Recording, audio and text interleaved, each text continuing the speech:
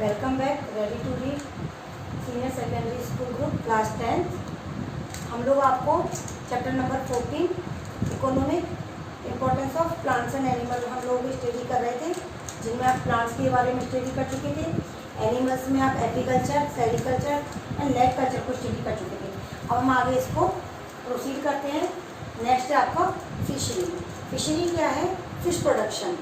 अब fish production क्यों किया जाता है? क्योंकि जो फिश है वो ग्रेट सोर्स ऑफ प्रोटीन होती है, साथ में उसकी जो न्यूट्रिशन वैल्यू है वो भी बहुत ज़्यादा होती है, और ये इजीली डाइजेस्टिव फूड है। इसीलिए ह्यूमन बीइंग को एक ज़रूरत महसूस हुई, एक नीड महसूस हुई फॉर द फिशरी।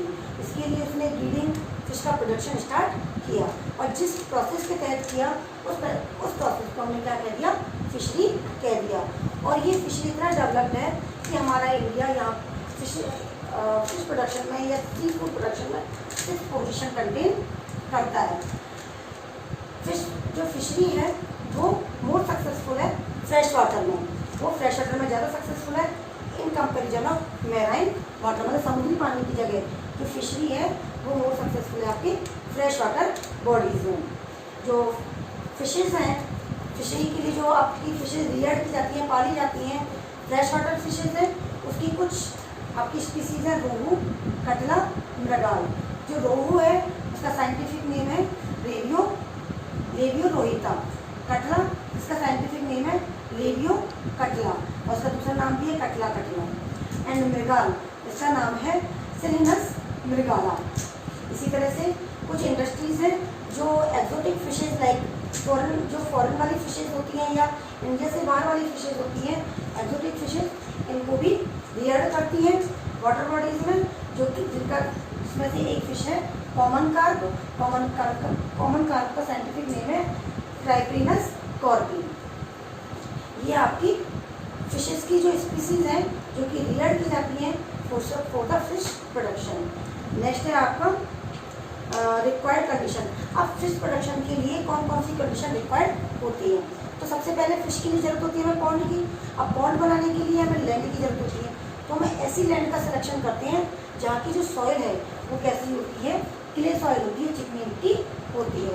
तो पॉन्ड की कंस्ट्रक्शन के लिए वो वाली सॉइल ली जाती है जिसमें कि क्ले सॉइल होती है, वो लैंड ली जाती है जिसमें क्ले सॉइल होती है। नेक्स्ट है आपका required temperature, light, oxygen, water flow, इसका रेगुलेशन टाइम टू टाइम होना चाहिए। इसमें अगर जरा भी डिस्टर्बेंस हुआ तो हमें बेटर क्वालिटी की फिशेस नहीं मिलेंगी।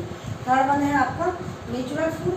जो फिश प्रोडक्शन में या फिशरी के अंदर जो फिशेस होती हैं उनको फूड 2 टाइप का प्रोवाइड कराया जाता है, एक तो नेचुरल फूड, दूसरा आर्टिफिशियल फूड। नेचुरल फूड में आते हैं आपके जो वाटर बॉडीज़ में ही माइक्रोस्कोपिक छोटे छोटे से जो प्लांट्स और एनिमल्स होते हैं जो कि वाटर बॉडीज में पाई जाती है, जो सी फिशेस के फूड का काम करती है। ये तो हो गया आपके नेचुरल फूड। और दूसरा फूड प्रोवाइड किया जाता है husk of rice. Husk of rice होता है चावल का भूसा। इस तरह से इसी तरह से ग्रान ऑफ व्हीट, गेहूँ का भूसा या चोकर, जो भी आप जानते हो। नेक्स्ट है आपका pieces of grain. Pieces of grain, ये सारे जो फूड हैं ये फिशेस को प्रोवाइड कराए जाते हैं for the better quality of fishes. तो फिशरी का मेन मोटिव है हमारा to obtain food which contain sufficient quantity of protein. That means हम नेक्स्ट टॉपिक पर आते हैं animal husband. Economic importance of animals का सेकेंड पॉइंट है आपका animal husbandry. Animal husband it is the branch of agriculture or science which deals with the domesticated cattle, their habitats, health, breeding, that means reproduction is called the animal husbandry. ये science और agriculture की वो branch है जो domesticated animals जिनको हम पालते हैं उनसे, उनके हैबिटेट रहने की जगह से, उनकी हेल्थ से और उनकी रिप्रोडक्शन से एसोसिएटेड है। इसका जो मेन कंट्रीब्यूशन है वो हमारा किस में है बच्चों? वो हमारा मिल्क प्रोडक्शन में है। अब जो मिल्क प्रोडक्शन में है इसका मतलब आप समझ में आ रहा होगा आप लोगों को कि मिल्क प्रोडक्शन किसके द्वारा होता है? कैटल्स के द्वारा होता है। और कैटल्स में कौन आते हैं? हमारी buffaloes, cows, sheeps and goat and fowls etcetera, ये सब हमारे milk production, egg production and meat production, wool production, इस सब में ये आते हैं। जनरली हमने कहा कि इसका मेन कंट्रीब्यूशन मिल्क प्रोडक्शन में, तो मिल्क प्रोडक्शन हमारा रिलेटेड है किससे, काउस से, बफेलोज से, गोट्स से। तो जो बफेलोज हैं वो पूरे वर्ल्ड की 55% हमारे इंडिया में पाई जाती है। उसी तरह से 45% काउस पूरे वर्ल्ड की हमारे इंडिया में पाई जाती है। और हमारी जो टोटल मिल्क प्रोडक्शन हमारी कंट्री का, उसका 53% तो बफेलोज के द्वारा किया जाता है और 43% काउस के द्वारा किया जाता है। मिल्क प्रोडक्शन में जो हमारी इंडिया का जो रैंक है वो है आपका फर्स्ट रैंक।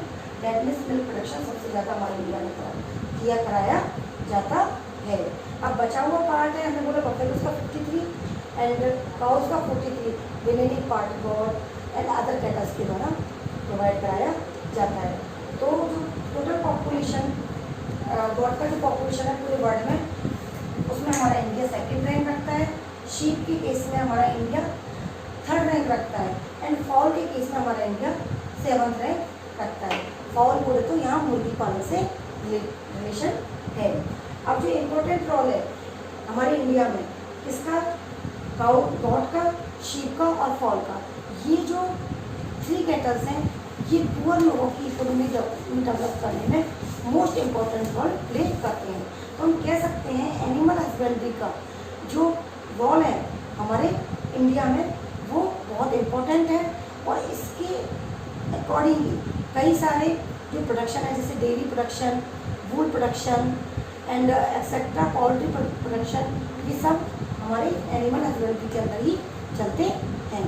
आगे का टॉपिक है हमारा dairy industry. Buffaloes are more important in milk production. अब मैंने आपको बताया था कि हमारे इंडिया में काउस का परसेंटेज 45% है एंड बफेलोज का परसेंट 55% है। जो बफेलोज का मिल्क है वो हमारे इंडिया के मिल्क प्रोडक्शन में मोस्ट इम्पॉर्टेंट रोल प्ले करता है। तो बफेलो की जो कुछ ब्रीड्स हैं वो हैं आपकी जाफराबादी, मुर्रा, सुरती, गोदावरी एंड मैसाना एक्सेट्रा। इसके अलावा जो काउस हैं इसकी कुछ ब्रीड्स हैं गिल, साहिवाल, सिंधी, देवकी, हरियाणा। ये हमारी काउस की ब्रीड है जो हमारी इंडिया में रियर्ड की जाती है। इसी तरह से कुछ गॉड की ब्रीड्स जो कि हैं आपकी सिरोही, बारबारी, कश्मीरी पश्मीना, जमुनापरी, ये इम्पोर्टेंट ब्रीड्स हैं जो कि एग्जाम में पूछी जाती हैं। इस तरह से पूछी जाती है write two breeds, name of the cows, buffalo, goat, ये आपको याद करनी है। इसके अलावा है आपकी नेक्स्ट है आपकी poultry industry. Poultry industry mainly deal करती है चिकन रियरिंग से। चिकन रियरिंग में आप चिकन तो आप सब जानते हो जिनसे हमको एग मिलता है, कहीं कहीं ये मीट प्रोडक्शन में भी काम आते हैं। तो जो पोल्ट्री का मेन ऑब्जेक्टिव है वो है to get egg and meat, these foods are the more protein getting food. तो poultry fulfil the demand of protein, ये उन फूड का जो डिमांड फुलफिल करती है जो कि प्रोटीन रखते हैं। इंडिया में जो एग प्रोडक्शन का रेट है वो आपका रैंक है वो आपका 5th रैंक, मतलब हमारा इंडिया एग प्रोडक्शन के मामले में 5th रैंक पर पूरे वर्ल्ड में जाना जाता है। और बेटर प्रोडक्शन के लिए अब आप जानते हो कि अगर हम उनको अच्छा हैबिटेट देंगे, हमारे चिकन्स को, फाउल्स को अच्छा हैबिटेट देंगे, अच्छा फूड देंगे, तो उससे हमें जो एग मिलेंगे वो भी गुड क्वालिटी के होंगे और आपको साथ में जो मीट मिलेगा वो भी गुड क्वालिटी का होगा, जिससे हमारा बेटर हेल्थ होगा, बेटर नरिशमेंट होगा। उसके लिए हमें क्या होना चाहिए कि हमें हमारे फॉल्स को भी अच्छा हैबिटेट देना चाहिए और अच्छा फूड देना चाहिए।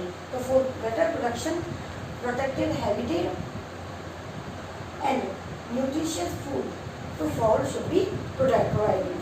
अब फूड जो फॉल्स को प्रोवाइड किया जाता है उसके अंदर आता है हमारी मेज, मक्का, बार्ले, पाली मिलेट, ये सब आप जानते हो, व्हीट एंड ज्वार, ये सब फूड हम पोल्ट्री फॉल्स वगैरह को प्रोवाइड कराया जाता है।